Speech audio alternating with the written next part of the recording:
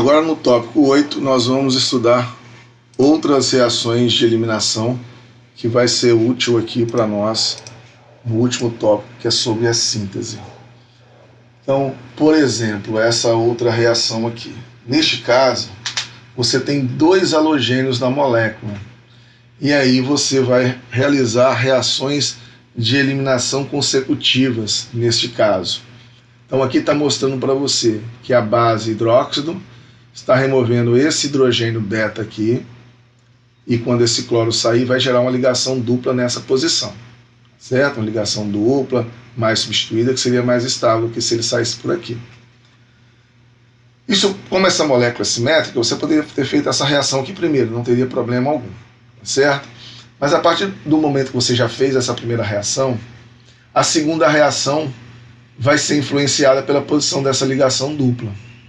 Por quê? Esse hidróxido vai poder remover o hidrogênio beta desse carbono aqui terciário ou desse carbono secundário. Inicialmente você ia preferir remover daqui, onde tem menos hidrogênio, que geraria o alqueno mais substituído. Mas nesse caso, a preferência é remover o hidrogênio daqui. E quando o cloro sair, formar uma dupla nessa região, porque essa dupla formada ela vai ser conjugada com a outra dupla que foi originada. Então, essa dupla conjugada nessa posição faz com que o alqueno gerado seja mais estável, como nós já explicamos no início deste capítulo, tá certo? Então, você pode fazer reações de eliminação consecutivas, escolhe um lado para fazer e vê se essa primeira ligação dupla não vai influenciar na segunda, quando acontece esse exemplo. Se essa cadeia carbônica fosse maior, um carbono aqui, aí você não teria influência dessa dupla na outra reação, caso essa cadeia carbônica fosse maior neste ponto, mas não é o caso aqui. Os alcinos são sintetizados na presença de uma base muito forte, pois os aletos de vinila intermediários eles são pouco reativos. Olha o que está acontecendo aqui. Eu tenho um dibrometo geminal, chama-se geminal porque eles são gêmeos, já que os 2 bromos estão ligados no mesmo carbono. Para eu remover um bromo desse e um hidrogênio vizinho, eu vou precisar agora usar não o íon hidróxido, que é uma base forte, mas não tão forte como o caso necessita aqui. Eu preciso usar uma base muito mais forte que o hidróxido, então eu estou usando o íon amideto. Esse amideto, então, vai remover um hidrogênio beta aqui e um dos 2 átomos de bromo. Aí vai sair esse bromo aqui e um hidrogênio, pronto. Você tem a formação de uma ligação dupla. Como esse brometo de vinilo, como foi falado aqui, os aletos de vinila são intermediários, são muito pouco reativos. Então, por isso que você está usando uma base muito forte. Tá? Esse aqui é uma das piores reatividades que nós temos. Então, agora nós temos que pegar esse amideto, então, ele vai buscar o outro átomo de hidrogênio e quando esse outro bromo sair, vai gerar, então, uma ligação tripla. Essa é uma maneira que você tem de gerar uma ligação tripla, através de um dibrometo geminal. Uma outra maneira é se você tiver aqui um dicloreto ou dibrometo, né? Aqui está usando bromo, podia ser cloro. Aqui está usando cloro, pode ser bromo. Um dicloreto vicinal. Também você usa um amideto. Aqui escolheu retirar primeiro esse hidrogênio beta aqui e sair esse cloro. Aí você gerou uma ligação dupla, que é um cloreto vinílico. Depois você usa o amideto novamente, que ele remove esse hidrogênio e quando esse cloro sair, vai gerar a ligação tripla.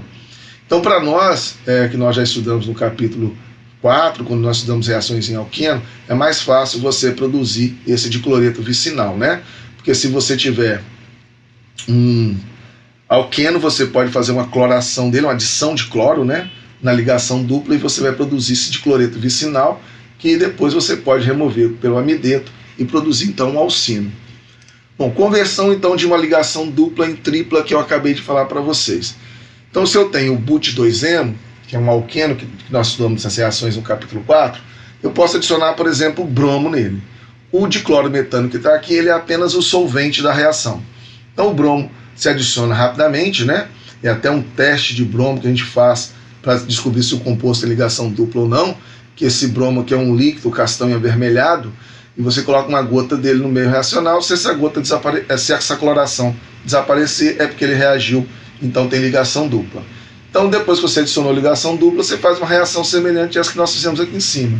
O amideto vai remover esse hidrogênio aqui e o bromo, quando sair, vai gerar ligação dupla aqui nessa posição. Aqui então você tem um brometo vinílico. Você agora usa novamente o amideto para remover o outro hidrogênio, e quando esse outro bromo sair, você gera então um alquino, uma ligação tripla, tá certo? Bom, agora nós vamos falar sobre reações intermoleculares versus reações intramoleculares.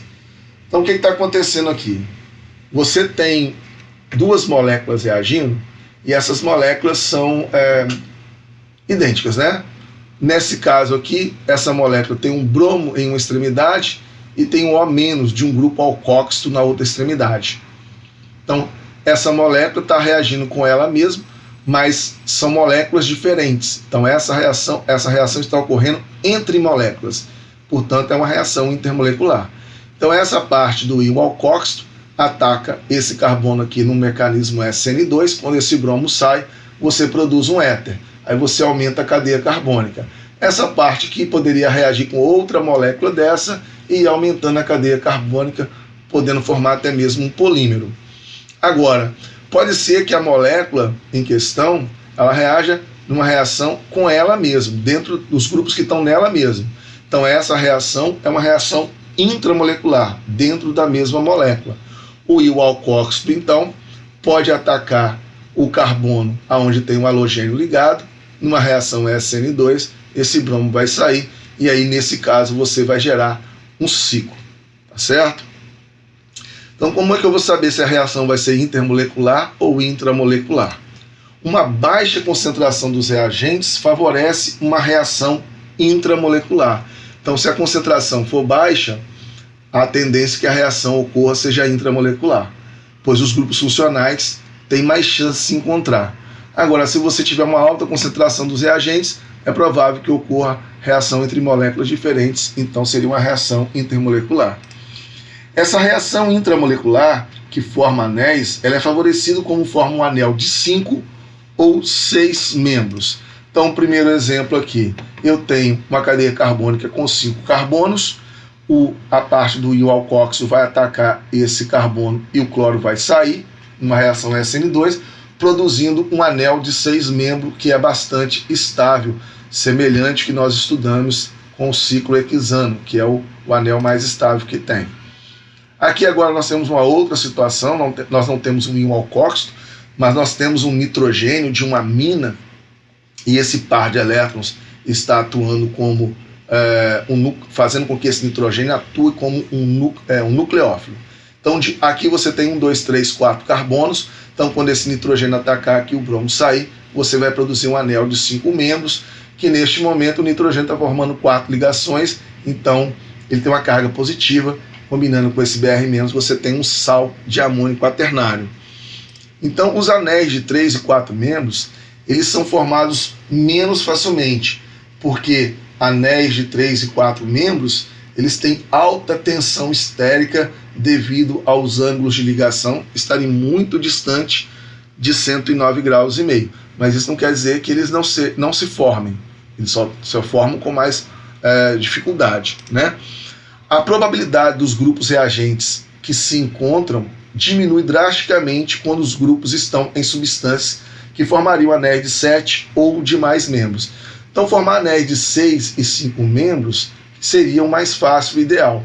Caso você tenha mais do que 5 carbonos na sua estrutura, você tenha 6, 7, 8 carbonos, vai ficando cada vez mais difícil de ocorrer essa reação intramolecular. Por isso que anéis de 6 e de 5 membros são os mais fáceis. Agora, analisando moléculas que podem formar anéis de 3 ou 4 membros, você vai verificar, segundo essa figura, que moléculas que podem formar anéis de 3 membros estão mais aptas a terem os seus grupos reagentes na conformação necessária, porque eles têm que estar virados para o mesmo lado. Então esse oxigênio ataca aqui enquanto o bromo sai. No caso de formar anéis de 3 membros, isso está mais bem orientado. Já no caso de formar anéis de 4 membros, essa ligação pode estar virada para um lado e essa ligação virada para outro lado. Então o oxigênio e o bromo vão estar em posições divergentes, difíceis de se formar.